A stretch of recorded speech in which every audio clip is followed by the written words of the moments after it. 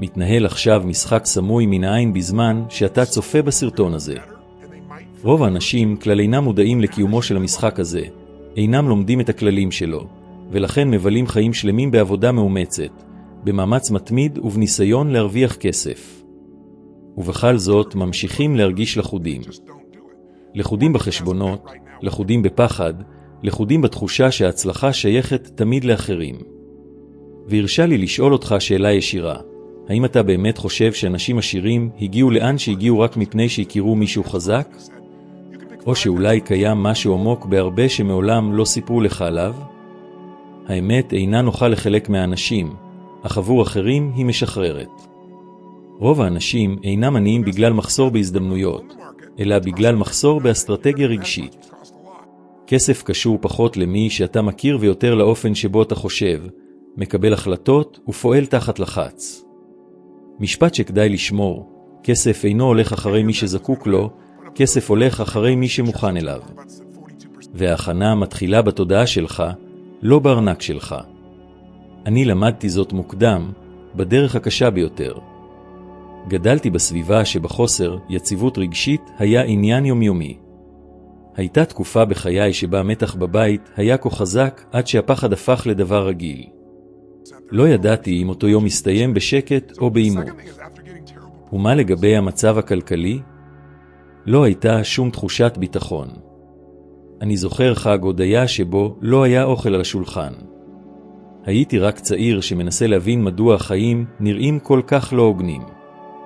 ואז זר הופיע בדלת עם שקיות מלאות במזון. אותו רגע שינה בי משהו לעד. זו לא הייתה רק הכרת תודה. זו הייתה החלטה שקטה. לעולם לא אתן שוב למקריות לקבוע אם אצליח לשרוד. שנים לאחר מכן עבדתי כאיש החזקה, ניקיתי רצפות בבניינים, הרווחתי מעט וחייתי על הקצה. לפי הסטטיסטיקה, אנשים שמתחילים כך נוטים לשחזר את אותו דפוס במשך עשרות שנים. מחקרים מראים שחלק גדול מהאנשים נשאר באותה רמת הכנסה כל חיים לא בגלל חוסר שכל, אלא בגלל התניעה רגשית. הם קושרים כסף לאשמה, לפחד, לסיכון או לכאב. האם גם אתה חשת בכך? שמת לב שכבר מעצם המחשבה על כסף הגוף שלך מתכווץ? כאילו שגסוג הוא דבר מסוכן? באותה תקופה שמעתי אדם מדבר על משהו שמעולם לא לימדו אותי. להצלחה יש סימנים. הוא אמר שאם אתה מחכה את הדרך שבה אנשים מצליחים חושבים, מקבלים החלטות ומנהלים רגשות, אינך זקוק למזל. הדבר הזה טלטל אותי מבפנים. כי עד אז האמנתי שהצלחה שמורה רק למי שיש לו קשרים, שהמשפחה חזק או יתרונות נסתרים. זו לא הייתה האמת. הנה משפט שיכול לשנות את הדרך שבה אתה רואה הכל. אינך צריך להכיר אנשים חזקים כדי להתעשר, אתה צריך להפוך לחזק מבפנים.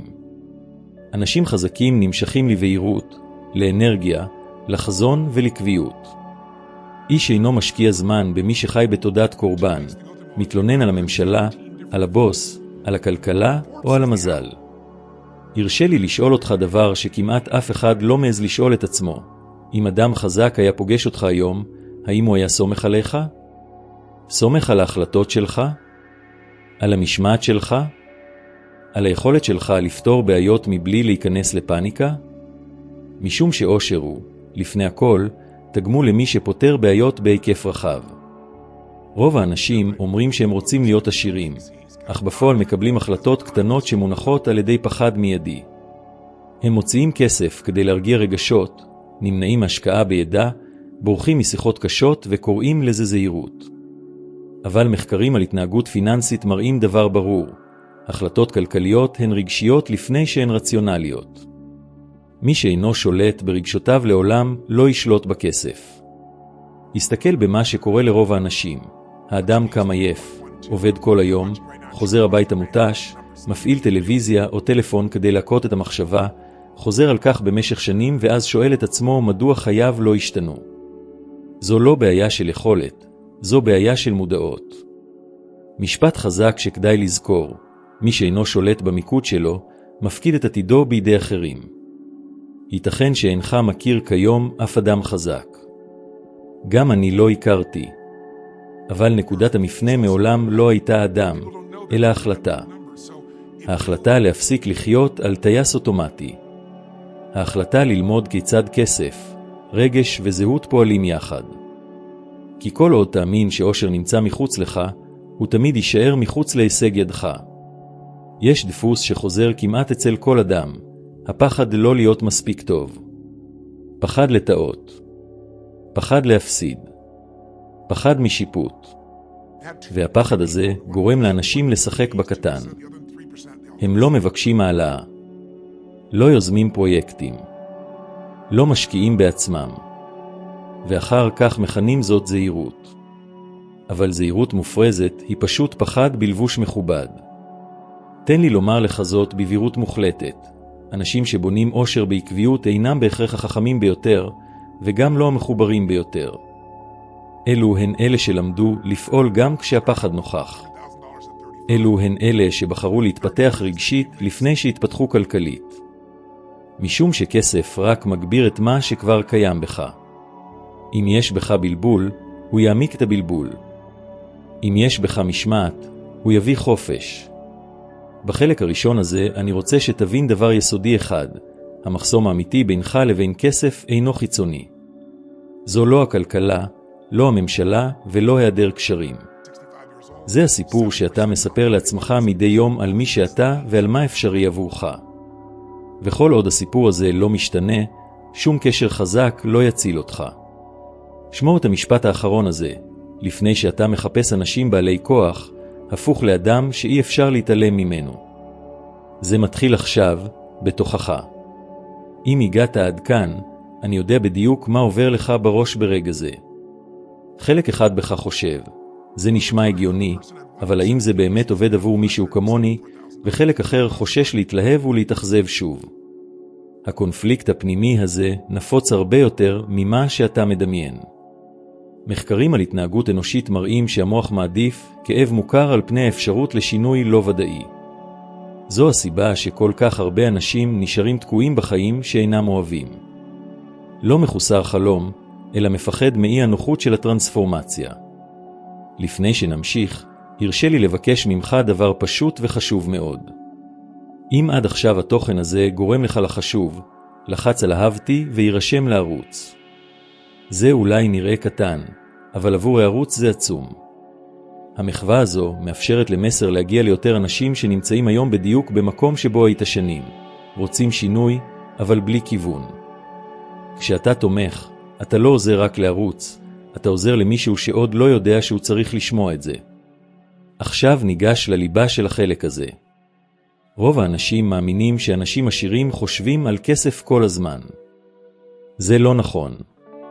אנשים עשירים חושבים על ערך, על השפעה ועל מינוף. אנשים שתקועים כלכלית חושבים רק על הישרדות. וכאן נמצא הבדל אחד. מי שחושב על הישרדות מקבל החלטות קצרות טווח. מי שחושב על ערך בונה החלטות שמשתלמות לאורך עשורים. תן לי לשאול אותך שאלה לא נוחה. כשאתה מקבל כסף, על מה אתה חושב קודם? על איך לבזבז או על איך להכפיל? אין תשובה נכונה או לא נכונה, יש מודעות. מחקרים בפסיכולוגיה פיננסית מראים שאנשים שבונים הון מקשרים כסף לביטחון ארוך טווח, בעוד שרוב האנשים מקשרים כסף להקלה מיידית של רגשות. זו הסיבה שכל כך רבים עובדים כל חייהם ובכל זאת חיים על הקצה. גם אני הייתי במקום הזה. הייתה תקופה שבה עבדתי ללא הפסקה, עברתי מעבודה לעבודה, מתוך אמונה שמאמץ פיזי יפתור הכול. עד היום שבו הגוף שלי פשוט קרס. תשישות, לחץ, לילות בלי שינה. שם הבנתי משהו ששינה הכל. מאמץ בלי כיוון הוא רק שחיקה. לא משנה כמה אתה עובד, אם אינך לומד לכיוון את האנרגיה שלך, התוצאה תמיד תהיה מוגבלת. משפט לשינון, לא כמות המאמץ משנה את חייך, אלא איכות ההחלטות שאתה חוזר עליהן מדי יום. אנשים שאינם מכירים אף אדם בעל כוח נופלים לעתים קרובות למלכודת, לנסות לעשות הכל לבד. הם מאמינים שבקשת עזרה היא סימן לחולשה. אבל הנתונים מראים את ההפך. אנשים מצליחים לומדים מהר יותר משום שהם מחפשים מנטורים, ספרים, הקשרות וסביבות שמרחיבות את הראייה. הם קונים זמן באמצעות למידה. כאן נכנס גורם מכריע, זהות. אתה לא פועל לפי היעדים שלך, אתה פועל לפי מי שאתה מאמין שאתה. אם עמוק בפנים אתה רואה את עצמך כמי שאף פעם לא היה לו מזל, לא נולד לזה או לא מבין בכסף, הפעולות שלך תמיד יאשרו את הזהות הזו. המוח אוהב עקביות. הוא יחבל בך כדי להוכיח שהסיפור שלך נכון. תחשוב איתי, כמה פעמים כבר התחלת משהו בהתלהבות ונטשת אחרי כמה שבועות? חדר כושר, קורס, פרויקט, סדר כלכלי. זו לא בעיה של כוח רצון. מחקרים מראים שכוח רצון הוא משאב מוגבל. מה שמחזיק תוצאות הוא זהות וסביבה. כשאתה משנה את מי שאתה מאמין שאתה, ההתנהגויות שלך משתנות כמעט מעצמן. ראיתי זאת קורה בצורה ברורה אצל ארנולד שוורצנגר.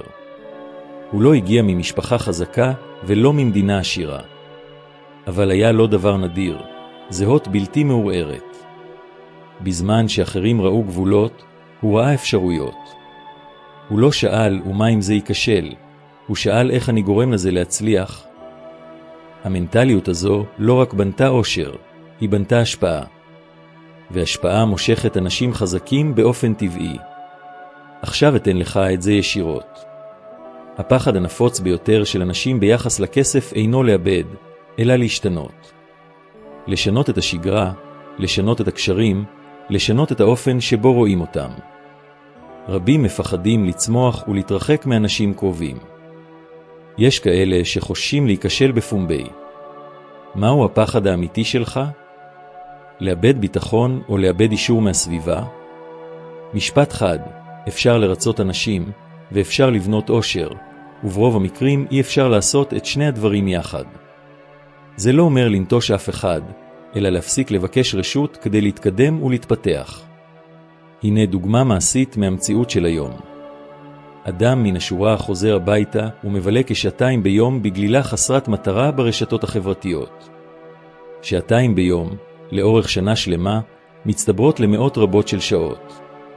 עכשיו דמיין שימוש אפילו בחלק קטן מהזמן הזה כדי ללמוד מיומנות מוערכת, לשפר את התקשורת שלך, להבין יסודות של ניהול כספים או לפתח מיזם צדדי. מבחינה סטטיסטית, אנשים שפועלים כך במשך שנים 10 חודשים רצופים מגדילים באופן דרמטי את אפשרויות ההכנסה שלהם. לא מתוך נס, אלא מתוך מיקום נכון. זהו האתגר הייחודי של התוכן הזה, ואני רוצה שתיקח אותו ברצינות. במהלך 30 הימים הקרובים, לפני כל הוצאה כספית, אפילו הקטנה ביותר, שאל את עצמך, האם זה מחזק או מחליש את העתיד שלי? המטרה אינה להעניש את עצמך, אלא ליצור מודעות. בסוף התקופה הזו תגלה דבר עוצמתי. השליטה לא הייתה מחוץ לך, היא תמיד הייתה בהחלטות שלך. שמור את המשפט האחרון של החלק הזה. אנשים חזקים לא מופיעים כשאתה זקוק להם, הם מופיעים כשאתה מוכן. וההכנה מתחילה במודעות יומיומית. יש רגע בחייו של כמעט כל אדם בוגר שבו הוא מבין דבר כואב. לעבוד יותר כבר לא פותר את הבעיה. האם גם אתה הרגשת זאת? אתה מתאמץ, משקיע, עובד שעות נוספות, מנסה להיות אחראי, ובכל זאת התחושה היא של ריצה לליקון שלא מתקדם לשום מקום.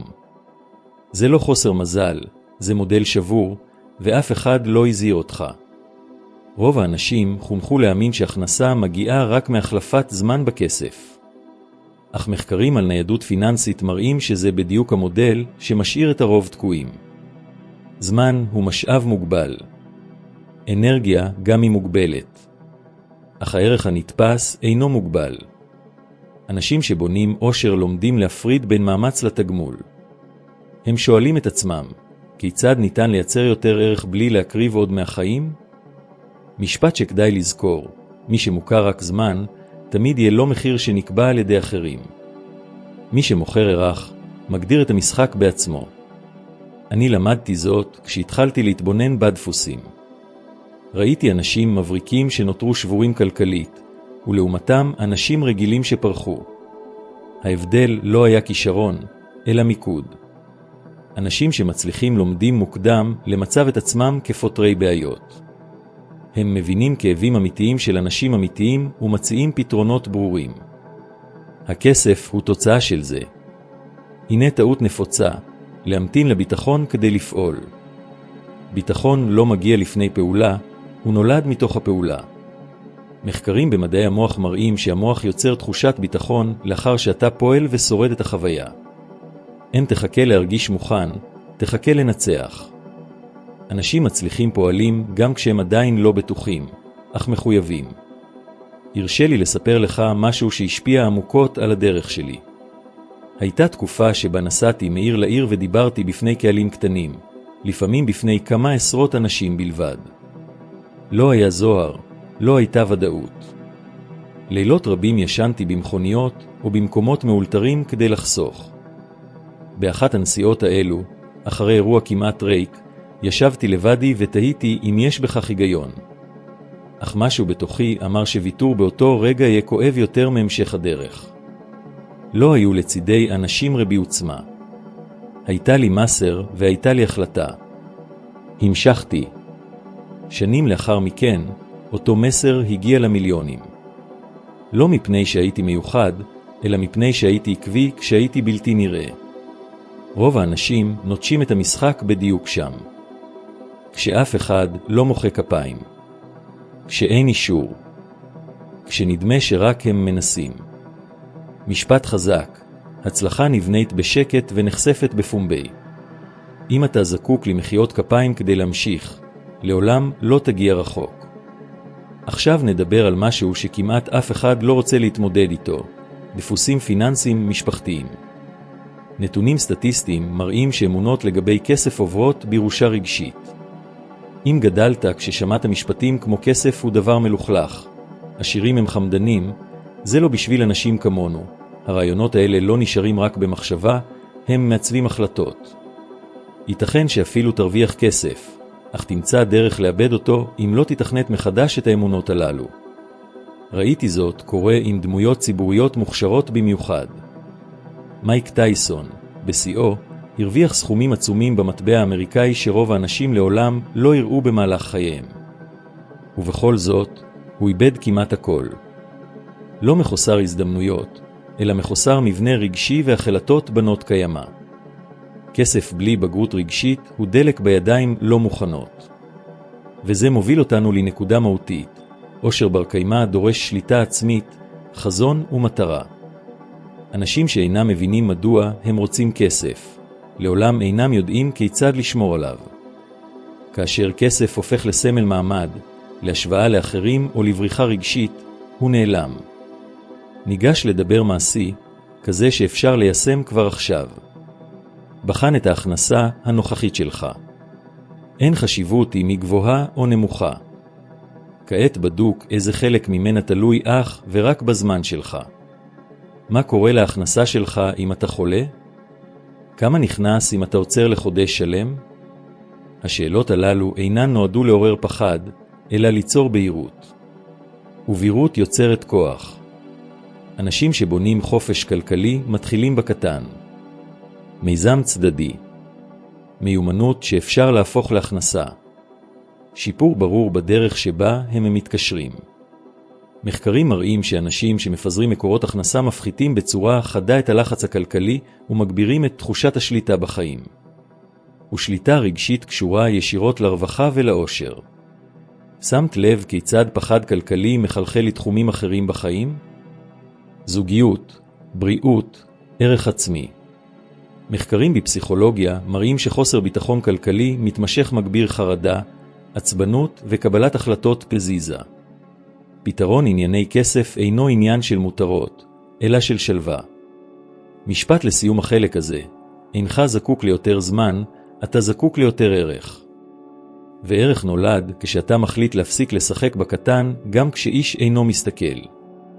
בחלק הבא אראה לך כיצד אנשים רגילים מתחילים למשוך הזדמנויות וחיבורים חזקים בלי לבקש טובות, אלא רק על ידי שינוי גישה, שפה והחלטות יומיומיות. יש שאלה אחת שמבדילה בין אנשים רגילים לבין כאלה שמתחילים למשוך הזדמנויות נדירות. כיצד אני נתפס כשאני נכנס לסביבה חדשה?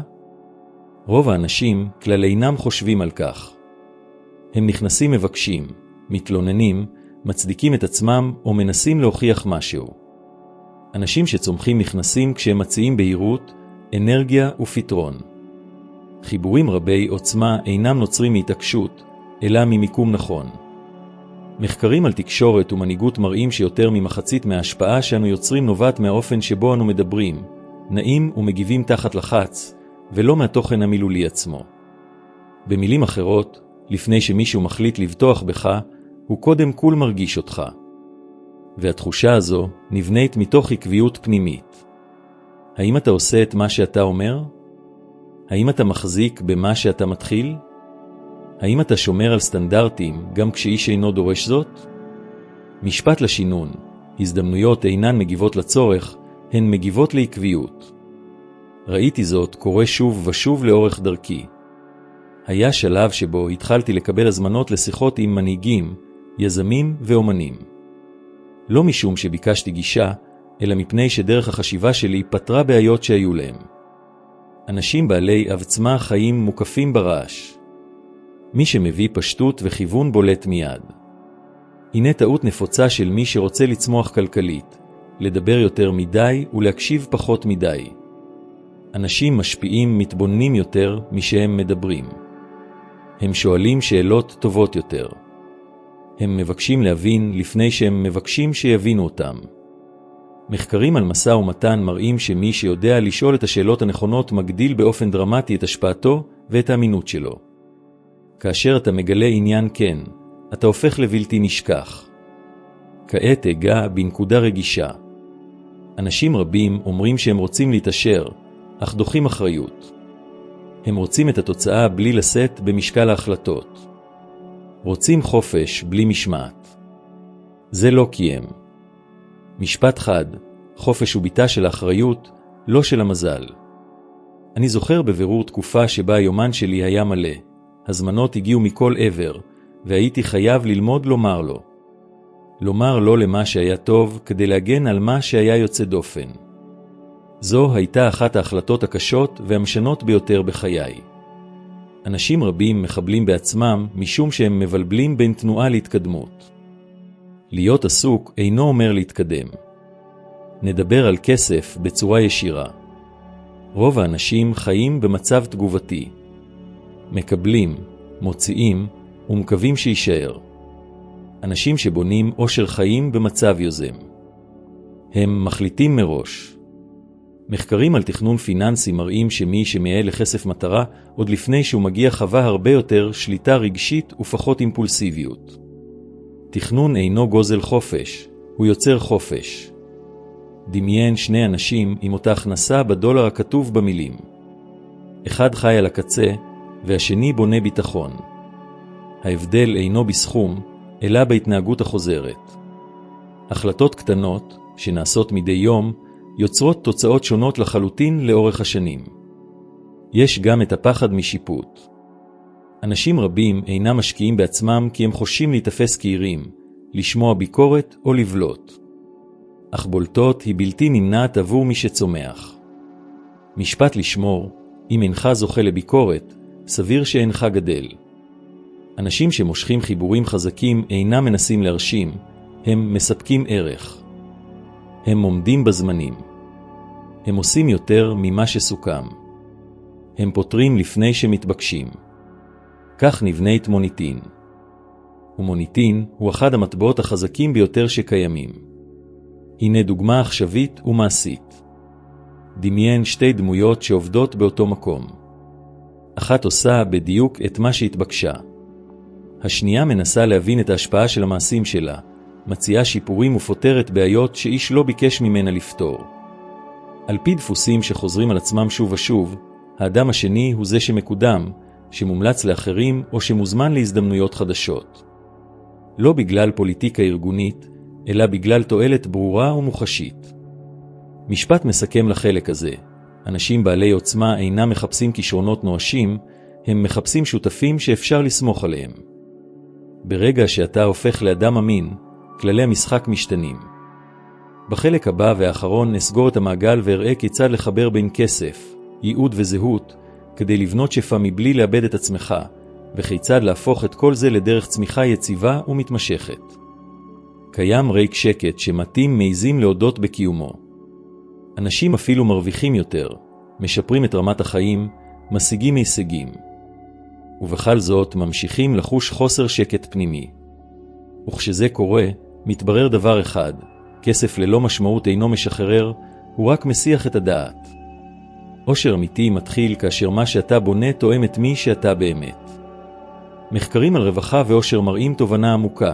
לאחר שמושגת רמת ביטחון כלכלי מסוימת, מה שמשפיע יותר מכל על שביעות הרצון מהחיים הוא תחושת משמעות, התקדמות ותרומה. אנשים שמקשרים כסף רק לצריכה חווים שיא קצר של הנאה ולאחריו ריקנות. לעומתם, מי שמחבר כסף להשפעה יוצר מוטיבציה שמחזיקה לאורך זמן. משפט לקחת לחיים, כסף הוא משרת מצוין, אבל אדון גרוע. למדתי זאת מהתבוננות מקרוב בחיים שנראו מושלמים כלפי חוץ והיו שבורים מבפנים. אנשים עם הכרה, גישה ומשאבים, אך בלי כיוון. וראיתי גם את ההפך, אנשים שהתחילו כמעט מכלום, אך החזיקו בבירות ערכית וצמחו בצורה יציבה ובריאה. כאשר הייעוד מוביל, הכסף מוצא את דרכו. מגיע שלב שבו אתה חייב לבחור מי אתה הופך להיות דרך הבחירות שאתה עושה יום אחר יום. זה לא עניין של תוכנית גרנדיוזית ומסובכת, אלא של דפוסים. מה אתה מוכן לסבול? מה אתה חוזר עליו שוב ושוב? ממה אתה בורח? המצב הכלכלי שלך הוא רק השתקפות של כל אלה. משפט חד, אתה לא עולה לרמת החלומות שלך, אתה נופל לרמת ההרגלים שלך. בוא נחבר את כל מה ששמעת עד עכשיו. אנשים שבונים עושר, מבלי להכיר אף אדם חזק, עושים 3 דברים בעקביות. הם שולטים ברגשות שלהם ביחס לכסף. הם יוצרים ערך אמיתי בעולם. והם מיישרים צמיחה כלכלית עם צמיחה אישית. כאשר 3 המרכיבים הללו נפגשים, החיבורים הנכונים מופיעים בזמן הנכון. יש שאלה אחת שאני רוצה שתמשיך להדהד בתודעה שלך מהיום והלאה. איזה סוג של אדם העתיד שלי דורש שיהפוך להיות כבר עכשיו? ממושמע יותר? אמיץ יותר? אסטרטגי יותר? אחראי יותר?